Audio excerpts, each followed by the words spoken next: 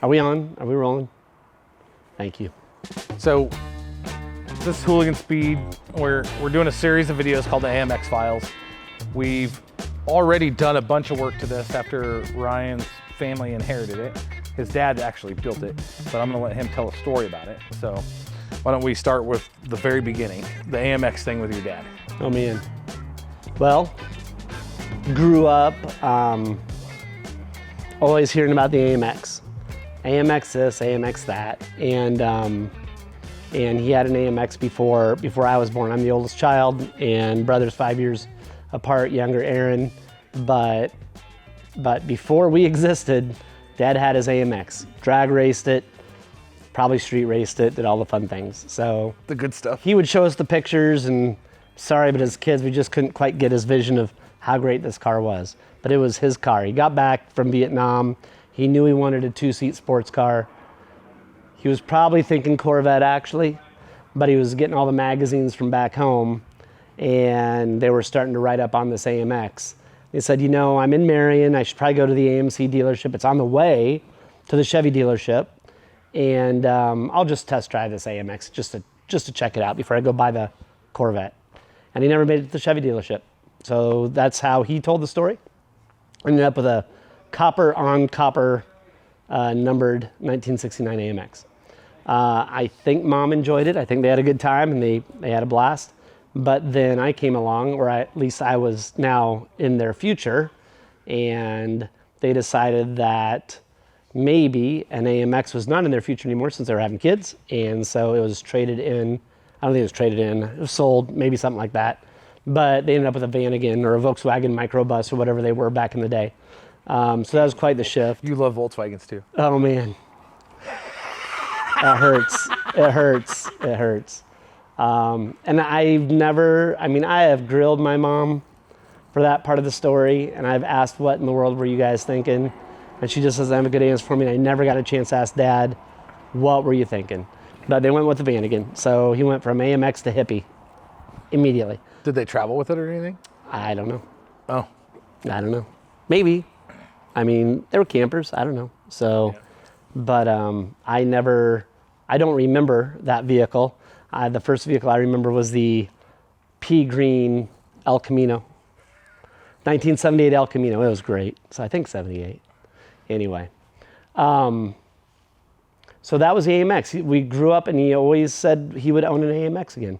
So he became Mom and Dad became empty nesters. Aaron went off to college, and sure enough, Dad had the word out that he was looking for an affordable, rebuildable AMX, and he had a buddy that was a long haul semi-truck driver, and I think he was out in LA, and he got a call one night, or a text, well, in the day, it was probably a call, and said, I see one on the street in the hood of LA, whatever that means.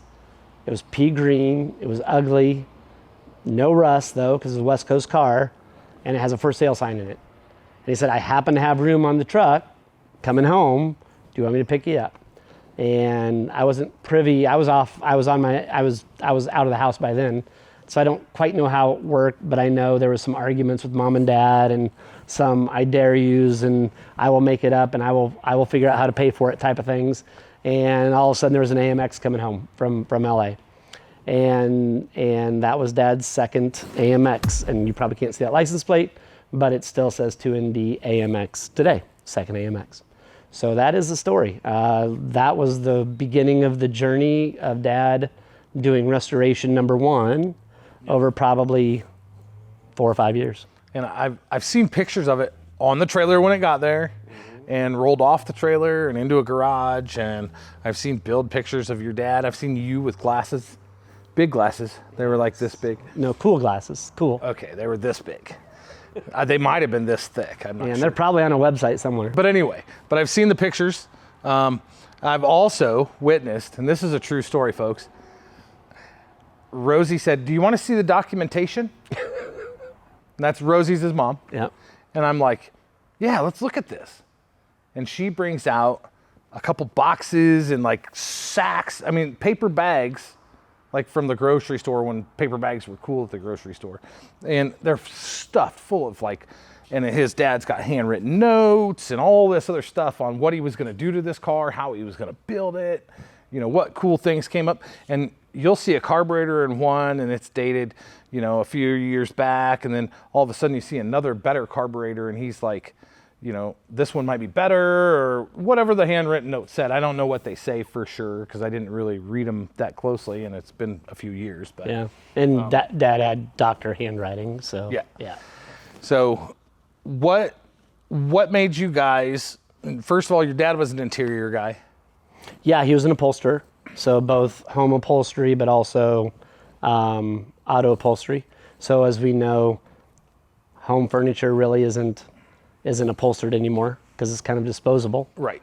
So it was an easy shift for him to move into auto upholstery, van conversions, motorcycle seats, those kind of things. So the coolest thing the most amazing thing, I guess, the thing I was most amazed about is when you told me what kind of seats these were in here. Yeah. And we'll actually get a photo of the seats and put it up in the corner of the video or something. Say don't tell and make them guess. I've got really cool pictures. Yeah, why don't you guys guess? There is no way that they're going to figure out what seats those are. We'll put a photo up in the corner, and in the comments when we post this on YouTube, you try to tell us what kind of seats these are.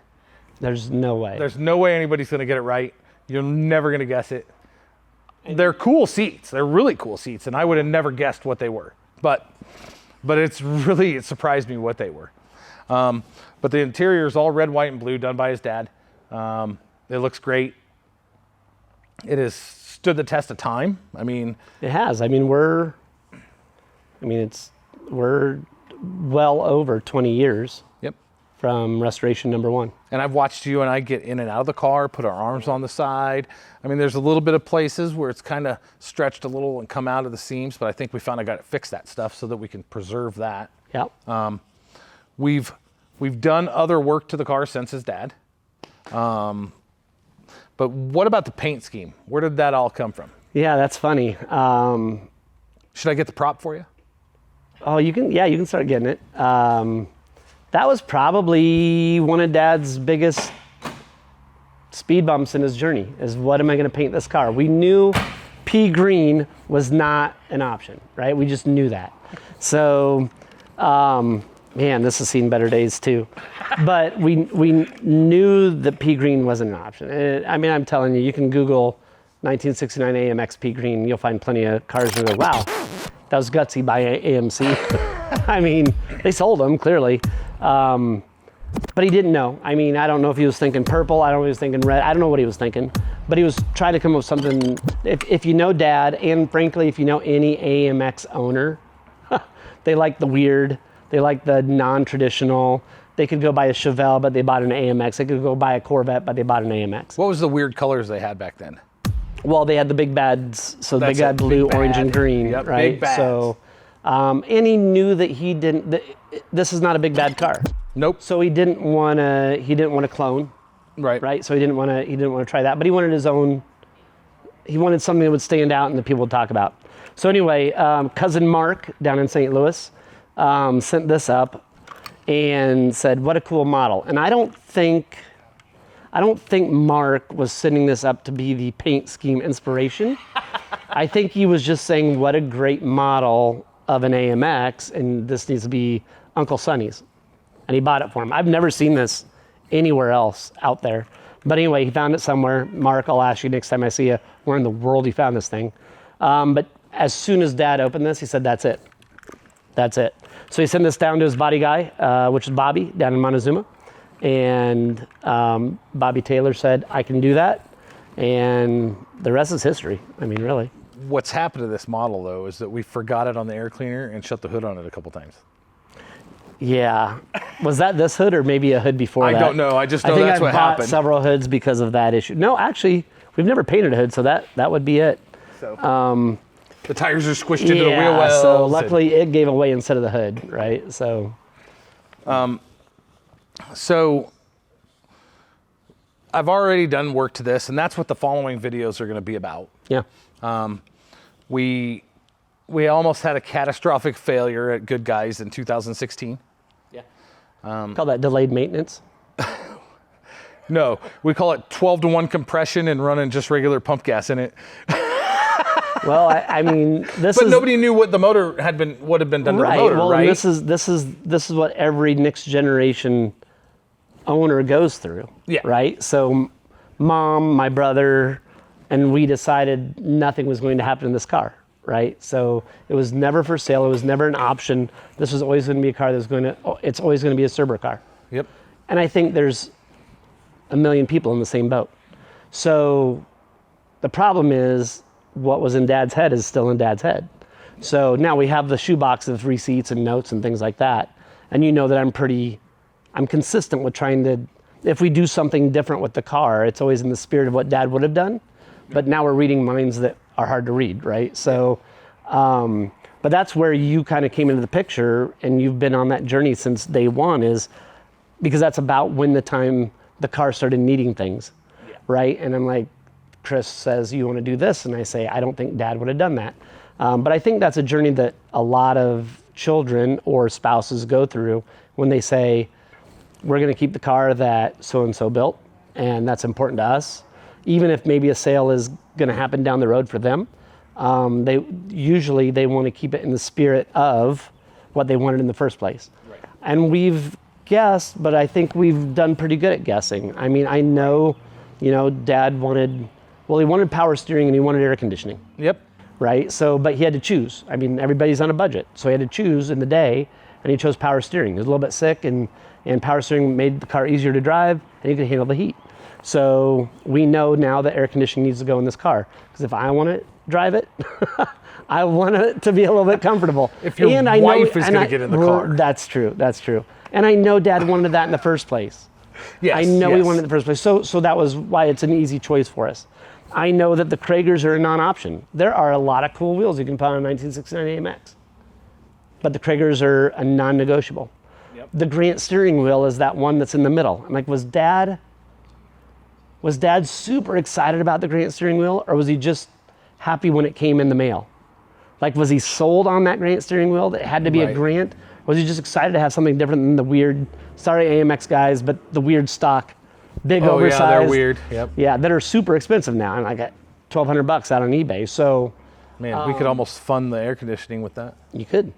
So, but those are the hard moments where I'm like, what did Dad want? What would he have done next? Right. Because this would have always been a project in Dad's world also. So he would have always done the next thing.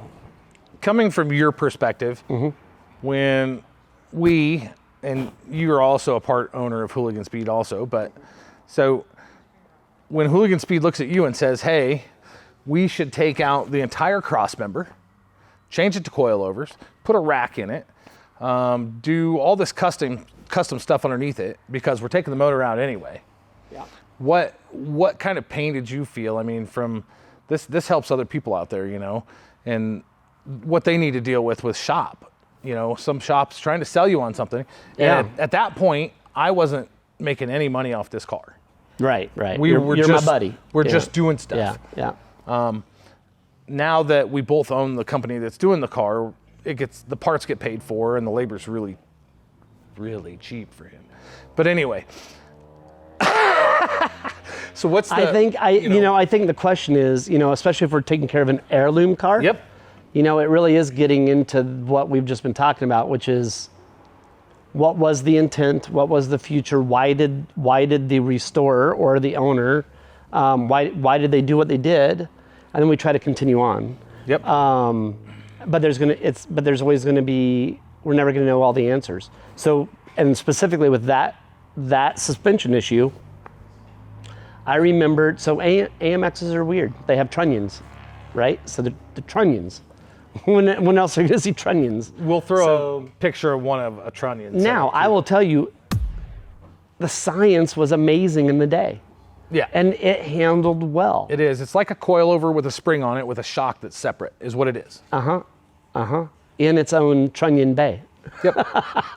So that was a good question. So we had to do a lot of research on what was a better option, because I wanted this to be as drivable as possible. I mean, I have another 2-seat sports car that does turns like it's going out of style. And I'm sorry, I wanted the AMX to kind of try to keep up.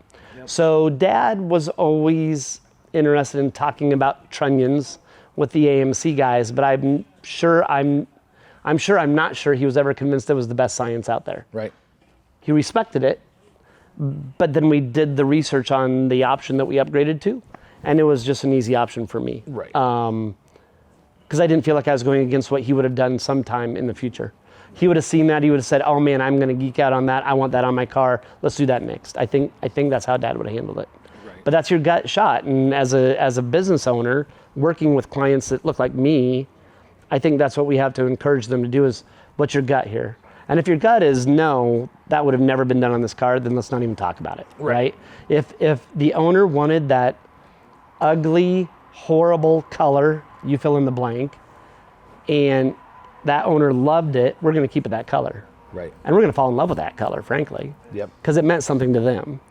So hopefully not pea green.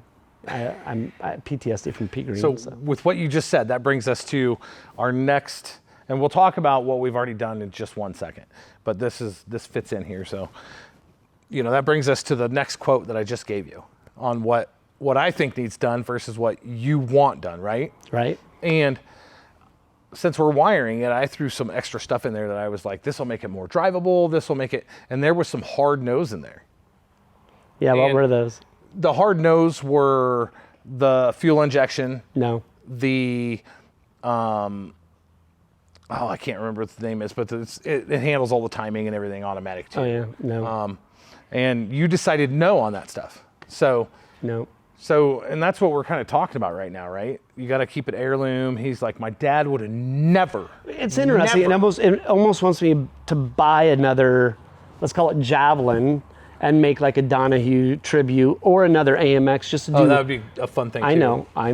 Or another like AMX to do the things that I know Dad would have never have done, just to see what happens over here. Almost like a go back and tell the story a different way, because I know he's a certain brand, and if you ever see this car, you'll see what brand he is underneath the engine, and he just was a carburetor guy.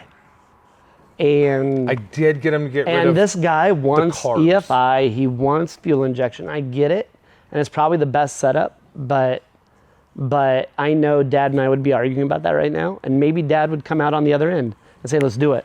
But but we can't argue about it. You don't know though. Right. So that is one thing that it's a part of the story, and no. So let's get back to what we did. Yeah. So we ended up losing the lands, the ring lands in 5 and 6, I believe. Good guys. It was 5 and 6, 2016. Good guys. So much crankcase back pressure that it was shooting the fill tube cap off.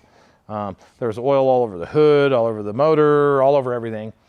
And the thing is at that time I was driving it home from Good Guys when all this happened. I mean, we kind of had a problem at Good Guys when you drove it around, and you were like, there's a problem. When I drove it home, we lost another fill cap, which is the breather on these things. I stopped at Bernie's actually, which you guys will hear about Bernie later. He's another cool guy. And I put more oil in it there because Bernie had oil just to get me home. Halfway point, pit stop. We're talking like 4 miles. So that's bad. We get home, and I think it was the very next day because we went straight to my house with it, or maybe even the same. No, it was the next day. The next day I started pulling the motor. Yep.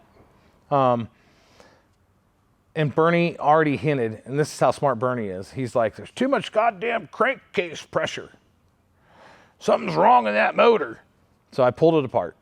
And now, mind you, Ryan and I don't get on it like he gets on it, but I do get on it. And I just get on it like Dad got on it. That thing was running tough that day. Yeah. Blowing oil everywhere. I mean, and they always say the good motors are the ones right before they blow, they run their strongest, right? I mean, that's the rumor. But I got it home, we tore it apart, and when I pulled the pistons out, the lands just fell out. I couldn't believe that it was running as good as it was. So we knew we had to do a new motor. Ryan had, I don't remember what kind of coilover setup was in it. It was something weird that went through the top, and it was something somebody came up with as an easy fix at the time because the technology wasn't as good as it is now. Yeah, I won't mention any names, but yeah. And I found out that it had Heim joints on both sides of the strut bars, which allowed the suspension to really move around all over the place. And it wasn't, one end needs to be fixed, guys. Just remember that. Strut bar, one end needs to be fixed. No Heim joints on both sides. Because this thing was hard to handle. I mean, it would just go everywhere. So we knew we needed to do suspension upgrade, and I did some research, and we did Control Freaks. Really cool guy. He's down in Florida. They actually got their start from doing Fast and Furious cars, and that's where the suspensions came from. The Fast and Furious guys needed something that would take the abuse of the movies. So it's a bolt-in kit. You can weld it if you want. So we did a Control Freak suspension. We did the motor. Ryan looks at me one day and says, paint the engine bay black. So I did. I think he said, do you want to paint the engine bay black? And I said, sure. We'll argue. We'll agree to disagree on that one. I would have kept it red, honestly. Yeah. So I don't know about that one. But we used KBS products on that. I like KBS a lot better than I like Pour 15. There's reasons. I'm not going to get into it. It's a better product to me. Sounds like another video. It is another video. So what I did was fill any holes that didn't need to be there. I zinc coated the entire engine bay, and then I smoothed everything out and painted it in KBS. And it really looks good. And there's pictures. You'll see them in the videos. So that brings us up to current. Okay. We've got a beep quote out there. That beep was the amount that the quote was. I've since brought it down because I took all the electronic EFI stuff off because Ryan was like, I thought he was going to punch me. It was a hard no. Anyway. Because we've had this conversation for years. I know. So I just keep trying to slip it in there. Yeah. I figured since we were going to rewire the car this time. Yeah. So what we got to do is we got to rewire that dashboard. No, it's the car, buddy. Okay, the whole car. I mean, I'm telling you, you all know if you've done a car, and I'm sure there's some engineers out there that really, that last 5% of the car build is meticulous. But for the rest of us, that last 5%, we're just ready to get across the finish line, not even figuratively. And you're just shoving stuff in. We're like, we're done. We got the first car show for this car this weekend. We're tired of screwing around. Let's get it done. And I'm telling you, on this car, that meant all the wires went up in the dash. And I said we'd figure that out later. And now we're 25 years later. Well, how many times do you think before your dad got this was the wiring cut up under the dash? I'm sure plenty. We can tell plenty. I mean, it's horrible. It looks horrible. But the biggest thing is that once we did the new suspension and everything else in it, the column we noticed had really crazy movement in it.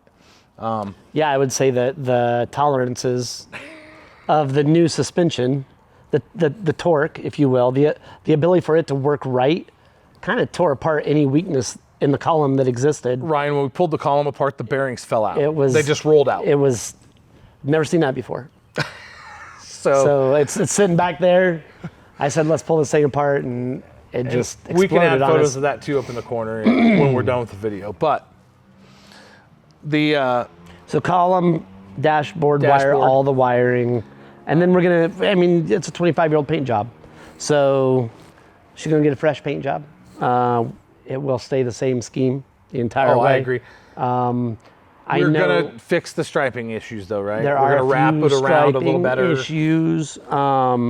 The red was an easy one for Dad to settle on.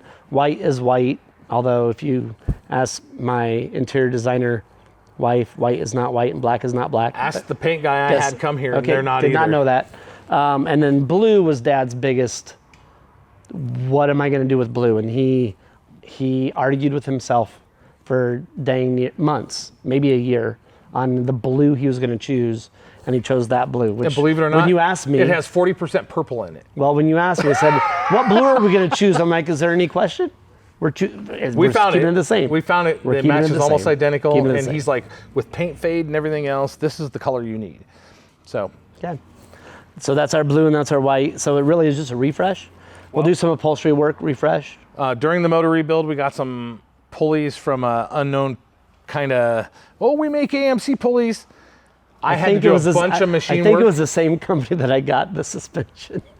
So same. I won't mention any names, but Really? oh yeah, I think so. I could go back and look. That at one was receipts. in Minnesota. Which one? The police, yeah. Oh, not same company then. Yep. Never mind. So, but I had to machine a bunch to fit. Well, Bernie did. So we had to do a bunch of work to make those pulleys work. And then they still don't line up right. They don't work right. So I talked to him, and he's going to rectify that with some March pulleys. We are a March dealer, so we could do that now. Yep. It was the system I always wanted, and I know it was the system Dad always wanted. Again, you got to stop somewhere with that first restoration, and he wanted the March pulleys. It just wasn't. They're wasn't time. expensive. They're really expensive. And I think we're going to upgrade to electric fans and an aluminum radiator. Yeah. It makes more sense we drive this thing around Good Guys, and in the parade laps, it might take 40 minutes to get around and by then it's hot in the car. We run Evans coolant in it, and sometimes the gauge is up at like 210 degrees. And that Evans coolant won't ever overheat. It won't boil. It won't anything. I love it.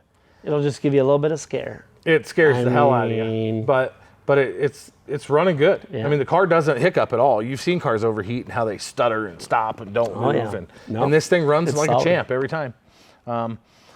We have to fix the valve covers also, which I've come up with a solution for that. The Edelbrock valve covers for AMC don't have breathers in them. So we've still got the same problem. It's shooting the freaking fill tubes off. It's shooting oil out wherever it can come out. Right now, it happens to be the weakest point is the top of the fuel pump where the gasket is. It shoots it out the block, up the fuel pump, and it just spits on the fan or on the belts, and it shoots everywhere. So I think we're going to pull the motor, steam clean it, touch up any paint that needs touched up, put the new March stuff on it, look at the engine bay a little bit, clean up. I mean, there's going to be some stuff where the power steering or the oil and stuff has got on that we need to touch up paint on the rack and stuff like that. But we've got some other stuff in there too. Dynamat. Yeah. And I'd say at this point, the AMX guys, you know how we work. There is no manual. There is no authority. There's us sharing comments, and there's forums at best. And so you've seen probably everything we're talking about. So we want to hear what you have to say and what you've done or the issues you've had. At the same time, this guy's become probably one of the foremost AMX experts, at least of the 68, 69, and probably 70 versions that are out there. I mean, there's some great shops out there. But this guy has seen everything in this car. And I've done a lot of touched research. everything and dealt with everything. And I don't know. I mean, if you had an AMX project to deal with, probably bring it to Des Moines, Iowa. I mean, there's no doubt about it. So that's not a commercial. That's just, you'll have to wait after this one's done. But otherwise, So that's is our, this one ever done, by the way? Is this one ever done? no project is ever done. Oh my gosh. So We've got a few more cars to do videos on too. So we've got a Cadillac. We've got the LS swap Mazda. you mentioned Bernie, so that's definitely the LS Yep. swapped Mazda. Yep, that we helped on. Now we own it. We've got your Lotus. We got the Lotus Elise. The Overland Toyota. Which I bought for fun and then decided to turn it to track, and now it's fun again, and the poor thing just sits there, so we got to make it fun again. The 4Runner that I bought on a whim Overland. from one of my great employees, and we're going to overland that thing. We're going to make that thing, I want it to go up and over Pikes Peak, right? So The tent thing was cool the other day. I saw that, yeah. I mean, this is The spice Rabbit of Rabbit. life. Oh man, don't even. We'll make it its own video. And we've also got Ella. I won't call it a waste of time. We've also got Ella, which everybody Today. hates a Mustang too, but we've got that too. I don't hate a Mustang too. It's great. It's a good car. It's a good car. So we've got a lot of other stuff. But as far as the updates on this, we're going to start dropping some of the old videos of what we've already done. They were filmed in 2016 with really crappy whatever GoPros were then. So they're not great videos by any What year means. did we start? 2016. 8 years ago? Yep. Sweet. All right, let's get that out there. We've got some new stuff. Ryan, why don't you go get the newest thing we bought that we're going to replace on this thing? Well, you explain the story then on why it had to be replaced, because this has been a 3-year saga, or 4, ever since we rebuilt the motor. Yeah, we couldn't find any correct headers for this motor. This motor has rectangle ports. The headers that he had on it, that his dad had on it actually, were dog legs. And I have no knowledge of, I'm sure he bought them. That's all I got. I bet they came with the engine. They probably did. He went and got an engine out of, this car was a 360, and he found a 390 in a barn in Muncie, Indiana. And it came with a lot of extra parts. Cool thing about that barn find is that the square ports with the three bolt harmonic balancers are the old motors, which is what this is. So it's period correct. It's not a Jeep motor. So that's the cool thing. Very good. But I think it came with dog leg. But it came with like Jeep heads or something because that had dog legs. So we constantly get this leak-ish. And it's annoying. Unless you open the cutoff, you can hear it. It's like tick, tick, tick, tick, tick, tick. So we've rectified that. These are ceramic coated hookers. When I looked, it said they've been discontinued everywhere. And then I looked again. That was great timing, by the way. We're a dealer. We can get on a site called ATEC. Other builders will know what it is, but the general public doesn't know. I could see them there, but I couldn't see them on Summit, so I bought them without his permission. Sure did. But he has license. So anything under $7, he can go out and buy on his own. So, so these were like $7. Yeah. Not. But they were about half the price of what they listed at. So it was a good buy. So that's going to be one of the other things that we're going to do with the motor. Unfortunately, it'll have to go on a lift, and it'll have to go in from the bottom. And I think we have to have one motor mount loose when we do it, if I remember. But it'll be a whole thing. It'll be a whole thing. So, So we've got a lot of updates coming after the videos drop of what we've already done. So I'm excited to jump forward to 2016. The new column is going to be watch the best everything thing. that's happened. And we're going to correct one of the flaws that I think that is on that steering. They give you a triple U-joint in there. And I think that if you do 2 single U-joints, that it'll be better. But anyway, we're going to find out. So yeah, we didn't like the triple, that's for sure. Did I tell you that I got a design engineering type background too? So that kind of helps with things. Yeah, we do put things on paper a lot before we do the thing. This didn't probably get on paper, but that's all right. No, I just did it. Just did it. I went, what? Click. I think I clicked the button before I was done saying what. So. He plays slots too much. I don't play slots. Lori, my wife does. Right. So anyway. Well. It'll be exciting to follow this journey. We're calling it the AMX Files. It's got a cool little intro. Kind of looks like the X-Men, but it's neat. If you're an AMX guy, we want to hear from you. I know Dad had a huge network of AMX guys.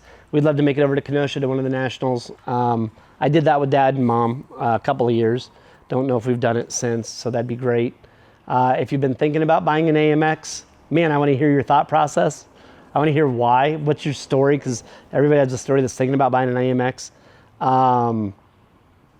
And if you're not thinking about buying one and don't own one, maybe you just appreciate it a little bit more. So they are great cars. AMC had something going. If you don't know the history of AMC, Google it. It's a fascinating story about American enterprise. And yeah, just one of those small business like us. One of those brands that tried and had probably, this is the beta story, had probably one of the best products going, but just didn't win in the end. So nope. This car does have Go Pack and everything else too. We figured out. It's got a really good rear end in it. The Go Pack stuff is a little bit different. I love the way they have their little links up top, and we'll go over that when we have it in the air. Yeah, this is what we're gonna do. We're gonna do the AMX Files next, guys. So follow this journey. He doesn't know how to end the story. I'm out. We're going to end it with that. Make me look like an ass. Exactly. I am so glad those hooker headers are here.